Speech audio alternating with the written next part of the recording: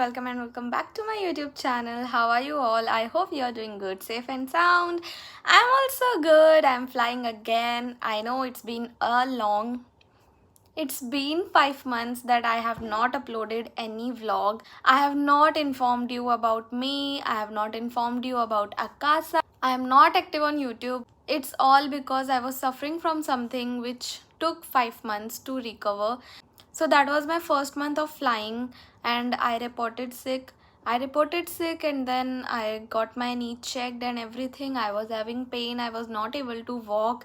The treatment was going on. So yes, it took a long time. It took 5 months to recover. Now I am back to my flying. Now I am back to my work. Now it's all good, going fine. So here I am to give you all the updates regarding Akasa, regarding me, regarding everything which you are asking. So today I am in Ahmedabad. It was my 2-day pattern. Yesterday on 8th of July I came to Ahmedabad. I operated my flight only one sector from Bangalore to Ahmedabad and then I am having layover here. And आज 9th of July है and now I am deadheading to Bangalore. तो deadheading में हमें कुछ नहीं करना होता है. We have to travel as a passenger. हमें यूनिफॉर्म पहन के अपना बैग लेके सब चीज़ लेके जाना होता है and then we have to just sit like a passenger and then will deboard the plane at Bangalore और फिर हम अपने घर चले जाएंगे. कभी कभी डेड हेड करके हमें नेक्स्ट सेक्टर भी ऑपरेट करना होता है but today I am not operating anything. I am just deadheading to Bangalore. I'll take you guys with me. I'll show you everything what we do in deadheading, how things work and what is the exact procedure. So right now I am in hotel जहाँ पर हमें रुकना होता है अहमदाबाद में. अभी मैं वहाँ पर हूँ.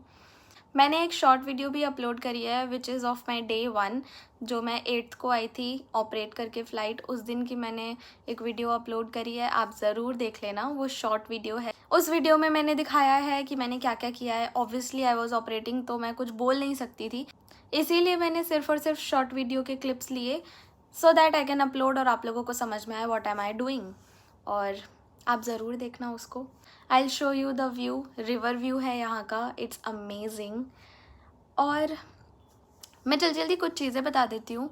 लोग मुझसे पूछ रहे हैं कि रेज्यूमे कैसे बनाना है, आपने कैसा रेज्यूमे अपलोड किया है, दिस दैट. हमारा रेज्यूमे सबमिट नहीं हो रहा है, हमें बहुत प्रॉब्लम आ रही है. I will make a vlog on resume. I will soon upload a vlog on resume कि आपको कैसे रेज्यूमे बनाना चाहिए. मैं अपना रेज्यूमे भी दिखाऊंगी सो दैट आपको समझ में आ जाए, आइडिया हो जाए. मैं बताऊंगी कैसे बनाना है, क्या करना है, सब कुछ I will tell you. So just stay tuned on my channel. I will upload vlogs अब फ्रिक्वेंटली. हर चीज़ बताया करूँगी क्योंकि आप लोगों ने बहुत सारी क्वेरीज पूछी और मैंने कुछ भी आप लोगों का जवाब नहीं दिया है. कमेंट में दिया है बट प्रॉपर वीडियो शूट नहीं करी है. I will soon shoot a video and जल्दी से अपलोड करूँगी. और मुझे लोग पूछ रहे हैं कि हाउ इज़ द ट्रेनिंग में क्या होता है, कैसे होता है, क्या प्रोसीजर है. Everything I will tell you in my vlog. तो अभी मैं जा रही हूँ रेडी होने. अभी 2:30 के आसपास कुछ हो रहे हैं एंड 5 बजे मुझे निकलना है. So I have to take bath, I have to get ready and then हम लोग जाएंगे. तो मैं मेकअप करते करते आप लोगों को बताऊंगी कि हमारा क्या प्रोसीजर होता है ट्रेनिंग का और हम लोग क्या करते हैं ट्रेनिंग में, how things work in training का प्रोसीजर, ट्रेनिंग में अकोमोडेशन कैसे मिलता है, ट्रेनिंग में ट्रैवल कैसे मिलता है, हर चीज़ I will let you know. And salary लोग पूछ रहे हैं, ये नहीं बताऊंगी मैं. गलत बात है ना सैलरी पूछना. ऐसे किसी से सैलरी पूछी जाती है? गलत बात. Salary actually it's not allowed. It's something which is confidential. Even हमें अपने कॉलीग से भी अपनी सैलरी शेयर करना अलाउड नहीं है. तो मैं सोशल मीडिया पे तो नहीं कर सकती. तो चलते हैं, जल्दी से रेडी होते हैं because I am getting late. तो मैं जो आप लोगों को बता रही थी कि हमारी ट्रेनिंग का प्रोसीजर क्या होता है, हमें क्या क्या करना होता है ट्रेनिंग में. तो ट्रेनिंग कैसे होती है, तो ट्रेनिंग में हमारे अलग अलग मॉड्यूल्स होते हैं जैसे कि first aid, safety, service, DG, CRM और भी बहुत कुछ होता है. तो ये सारी चीज़ें होती है हमारी और हमें ये सब के ट्रेनिंग करके एग्ज़ाम क्लियर करना होता है. ट्रेनिंग का एग्ज़ाम क्लियर करने के लिए हमें 80% स्कोर करना होता है. 100 मार्क्स का क्वेश्चन होता है जिसमें से कि 80 स्कोर करना होगा तभी हम पास होंगे. अगर हम पास नहीं होते हैं तो हमें रेलीगेट कर देंगे और फिर बैच चेंज हो जाता है. एक एवरेज मॉड्यूल में स्कोर एटलीस्ट 80% पासिंग मार्क्स होता है। 100 मार्क्स का एग्ज़ाम होता है, 80 स्कोर करना होता है और सारे मॉड्यूल का सेम है। हर में हमें 80% स्कोर करना होगा, बस सबका पेपर अलग अलग तरीके से आता है। जैसे कि सेफ्टी में हमें 4 मार्क्स का एक क्वेश्चन आता है तो 25 क्वेश्चन होते हैं, या फिर अगर सर्विस है तो उसमें तो शायद 2 मार्क्स का एक क्वेश्चन होता है, 50 क्वेश्चन होते हैं, तो ऐसे अलग अलग होता है सबका। CRM में एग्ज़ाम नहीं होता है, DG में अगेन एग्ज़ाम होता है हमारा और 80% स्कोर करना होता है। DG ओपन बुक होता है, उसमें हमें बुक से देख के हम आंसर लिख सकते हैं, बट ऑब्वियसली हमें पता होना चाहिए कि कौन सा क्वेश्चन का आंसर कहाँ पर है। उन सब की ट्रेनिंग हमें मिलती है। इसके अलावा अनाउंसमेंट्स होती हैं, हमें अनाउंसमेंट सिखाई जाती है, हमें अनाउंसमेंट्स दी जाती हैं और फिर उसके बाद हमें बोला जाता है कि मतलब उसके अकॉर्डिंग हमें रेटिंग मिलती है। हम वहाँ पर अनाउंसमेंट करते हैं और फिर हमें रेटिंग के अकॉर्डिंग हम ऑन बोर्ड अनाउंसमेंट कर सकते हैं कि नहीं, इसलिए हमें रेटिंग मिलती है। जो भी सेफ्टी अनाउंसमेंट्स है वो सबको करनी होती है, जो भी सेफ्टी ब्रीफिंग्स है वो सबको करनी होती है। Doesn't matter if you are rated for it और नॉट, बट करना पड़ेगा, तो वो भी होता है। मुझसे और मेरे नोन में जितने भी लोग हैं जो भी अकासा में ज्वाइन हुए हैं, सबसे लोगों ने जो सेफ्टी अमाउंट है वो 50,000 लिया है, which is a deposit, security deposit. और सिक्योरिटी डिपॉजिट 3 इयर्स का होता है फॉर फ्रेशर्स एंड 2 इयर्स का होता है फॉर एक्सपीरियंस्ड। तो जो लोग एक्सपीरियंस्ड होते हैं वो 2 साल के बॉन्ड पे आते हैं अकासा में, और जो फ्रेशर होते हैं वो 3 साल के बॉन्ड पे आते हैं। अगर हम 3 साल से पहले अकासा छोड़ेंगे तो फिर हमें वो अमाउंट वापस नहीं मिलेगा, बट अगर हम 3 साल के बाद छोड़ेंगे तो फिर हमें वो मिलेगा अमाउंट। तो यही सारी चीज़ें होती हैं। आई डोंट थिंक इसके अलावा कुछ है जो कि मुझे बताना चाहिए कि इम्पॉर्टेंट है। बस वही है, ग्रूमिंग वगैरह के लिए वो लोग हमें मेकअप्स बताते हैं, मतलब हमारे कितने मेकअप लुक है, हमें कैसा जूड़ा बंद करना है, कितने टाइप के बंस अलाउड है, कितने टाइप के मेकअप अलाउड है, कौन सा प्रोडक्ट हम यूज़ कर सकते हैं, कौन सा शेड हम यूज़ कर सकते हैं, ये सारी चीज़ें वही लोग बताते हैं। और हर मॉड्यूल में हमें प्रैक्टिकल एंड वाइवा दोनों करना होता है, क्योंकि ऑब्वियसली प्रैक्टिकल हमें दिखाना पड़ेगा करके कि हमें कितना आ रहा है, और रिटन तो फिर हमें अगर रिटन पता है बट अगर हम प्रैक्टिकल नहीं कर पा रहे हैं ऑन बोर्ड, तो इसलिए हमारा प्रैक्टिकल वाइवा दोनों होता है। 50 मार्क्स का वाइवा होता है जिसमें से 45 एंड अबव स्कोर करना होता है टू पास। 45 अबव या 40 अबव, कुछ ऐसा ही है, मैं थोड़ा सा भूल गई हूँ कि कितना स्कोर करना होता है, बट हाँ ऐसा ही होता है। कुछ तो इतना ही स्कोर करना होता है सो दैट हम पास कर सकें। ट्रैवल के लिए मैं बता देती हूँ, ट्रैवल के लिए हमें कैब मिलती है, तो दे प्रेफर कि जो भी इंसान जितनी भी दूर रह रहा हो बट वो 10 किलोमीटर्स के अंडर में रहे, सो दैट वो ईजी हो जाएगा आना जाना, क्योंकि हमें सुबह 8:30 to 4:30 चलती है ट्रेनिंग, इट्स लॉन्ग टाइम, और फिर उसके बाद हमें पढ़ना भी होता है सो दैट हम एग्ज़ाम क्लियर कर सकें। तो बहुत सारी चीज़ें हैं, तो ट्रैवल में ही सारा टाइम चला जाएगा, तो वो चीज़ गलत है, ख़राब है, और मैंने खुद से ट्रैवल नहीं किया। अभी आई डोंट नो कि वो लोग ये चीज़ एक्सेप्ट कर रहे हैं कि नहीं, मेरे टाइम में तो कर रहे थे, बिकॉज मुझे जल्दी ही 1 साल हो जाएगा नेक्स्ट मंथ, तो आई एम नॉट श्योर कि प्रोसीजर सेम है या चेंज हो गया या क्या है।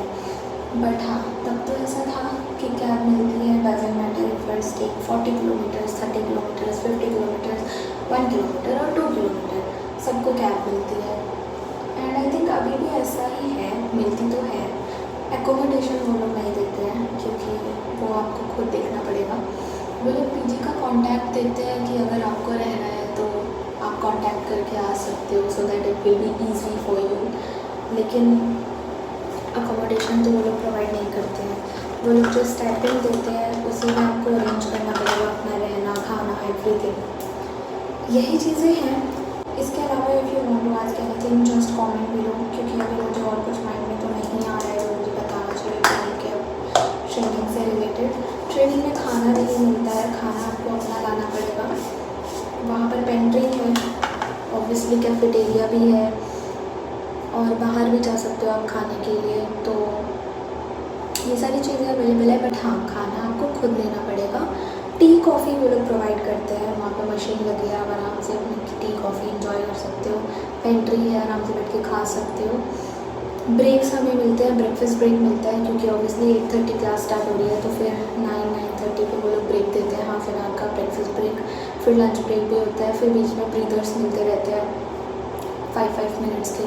तो ऐसे ही होता है, ऐसी ट्रेनिंग चलती है हर रोज़ 8:30 to 4:30 हमारी ट्रेनिंग चलती है।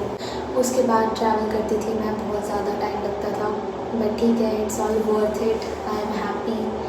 एंड अभी मैं अपनी फ़्लाइट के लिए रेडी हो रही हूँ, इसीलिए आप लोग मुझे ऐसे रेडी होता हुआ देख रहे हो। और यार अभी मुझे अपना आईलाइनर लगाना है, तो इसको लगाने के लिए तो मुझे शीशे में घुसना पड़ता है, तो I just put it and I will be back. Finally eyeliner apply हो गया है। It's a very tough job. अब जल्दी से बाकी के काम कर लेते हैं। हाँ, तो ट्रेनिंग के लिए ना, मतलब ट्रेनिंग के लिए नहीं, ऑब्वियसली जॉब के लिए मेकअप कैसे करना है वो ये लोग बताते हैं। देयर आर 7 लुक्स, जिसमें से कि हम कोई भी चूज़ कर सकते हैं जो भी हमें पसंद हो। और उस सारे लुक्स में से मुझे सिर्फ एक यही लुक पसंद आता है सबसे ज़्यादा अपने ऊपर, तो मैं यही करती हूँ, मैं कोई और लुक चूज़ ही नहीं करती। एंड नेल पेंट के लिए भी हमें वही करना है जो ये लोग अलाउ करते हैं। नेल पेंट्स के शेड दिए हुए हैं जो हमें अपने ऊपर सबसे ज़्यादा अच्छी लगे, जिसके ऊपर जो सूट करे वो नेल पेंट लगानी होती है। पैर के लिए there is no compulsion, because हमें शूज़ पहनने होते हैं, तो हम कैसे नेल पेंट लगाएं पैर में उससे हमें फ़र्क नहीं पड़ता। बट हाँ, सॉक्स के लिए हमें ऑब्वियसली इन्हीं की सुननी होती है, क्योंकि अगेन सॉक्स एक ऐसी चीज़ है जो कि ये लोग हमें बताते हैं कि उसका साइज़ क्या होना चाहिए। तो लड़कियों में क्या होता है कि उनके फॉर्मल्स में उनके जो पैर हैं वो थोड़े से दिखने चाहिए, एंड लड़कों का होता है कि उनके पैर नहीं दिखने चाहिए। इसलिए सॉक्स का भी साइज़ है कि आपको इस साइज़ के सॉक्स पहननी है, आपको उस साइज़ के सॉक्स पहननी for male and female both. And lipstick का भी हमें शेड दिया हुआ है, हर मेकअप लुक का एक अलग लिपस्टिक शेड है। इस मेकअप का ये लैक्मे शेड है, विच इज़ MM3 सांग्रिया वीकेंड। बहुत अच्छा शेड है ये, इस मेकअप पे बहुत अच्छा लगता है। पासपोर्ट इज़ मैंडेटरी, और फिर एक भी बनता है हमारा, उसके लिए हमारा बैकग्राउंड वेरिफिकेशन होता है, बायोमेट्रिक होता है, सारी चीज़ें होती हैं। तो ऑब्वियसली पासपोर्ट के बिना तो जॉब ही नहीं लगती है, और AEP के लिए बायोमेट्रिक एंड ऑल होता है, तो वो सारी चीज़ें भी देखनी होती है, तो वो सब भी ये लोग मैनेज करते हैं। हर चीज़ they will manage, it's just कि आपके पास सारे डॉक्यूमेंट्स अवेलेबल होने चाहिए। किसी किसी की AEP की भी प्रॉब्लम होती है, बैकग्राउंड वेरिफिकेशन में प्रॉब्लम होती है, तो फिर उन लोगों को ये लोग रिलीज़ नहीं करते हैं फ्लाइंग के लिए। तो फ्लाइंग तभी स्टार्ट होगी जब आपके पास AEP होगा। अगर आपका AEP एक्सपायर हो गया है या फिर बन नहीं पा रहा है, for that time you can not fly. तो बहुत सारी चीज़ें हैं। I am done with my makeup. अभी मैं अपने बाल बनाऊँगी। This is my makeup. How is it looking? Comment below, बताओ मैं कैसी लग रही हूँ इस मेकअप लुक में। मुझे अच्छी लगती हूँ मैं इस मेकअप लुक में। तो बाकी का मेकअप लुक मैंने ट्राई ही नहीं किया, मतलब ट्राई किया था ट्रेनिंग में, बट मैं उसको करती नहीं हूँ क्योंकि मुझे यही अच्छा लगता है। इसमें बस एक आईलाइनर लगाना है, लिपस्टिक लगानी है और अपना बेस मेकअप करना है, दैट्स इट, नथिंग एल्स। एकदम simple easy makeup. This is how I am looking right now in my makeup. अभी बाल बना लूँगी, फिर मैं पूरी कैबिन क्रू बन जाऊँगी। बाल खोलना तो अलाउड ही नहीं है, और थोड़े भी बाल इधर उधर बिखरे भी नहीं होने चाहिए। हमें सब कुछ जेल से सेट करना पड़ता है। और कुछ तो देखो मुझे ट्रेनिंग के लिए याद नहीं आ रहा है, बट अगर आपको कोई क्वेरी हो ट्रेनिंग से रिलेटेड या फिर आपको और कुछ जानना हो, comment below, I will definitely reply. I will shoot video अगर कोई सेम क्वेरी हो गई सबकी तो। This is my uniform and this is my makeup. Light बहुत ज़्यादा तो नहीं है यहाँ पर। जल्दी से अपने बाल बना लेते हैं, थोड़ा सा टाइम बचा है निकलने में, मतलब 1 घंटा तो है, बट ठीक है।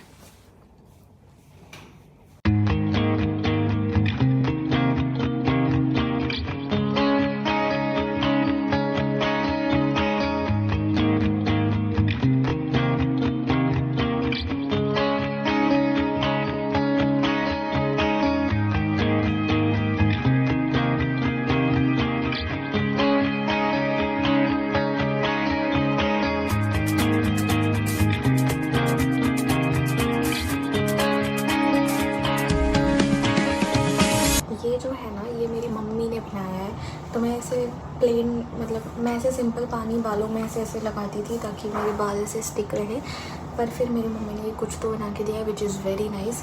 ये हेयर फॉल कंट्रोल करता है और न्यू हेयर को ग्रो करने में हेल्प करता है। अभी मुझे लगाते हुए कुछ टाइम हुआ है, जैसे ही मुझे कुछ रिजल्ट्स अच्छे दिखेंगे I will tell you. Hair fall तो बहुत ज़्यादा स्टॉप हुआ है, बट हेयर ग्रोथ के लिए आई विल टेल यू कि ये कितना काम किया। अगर आपको जानना है कि ये क्या है तो कमेंट बिलो, मैं बताऊंगी कि ये क्या है। मम्मी बताएंगी कि इसको कैसे बनाया जाता है।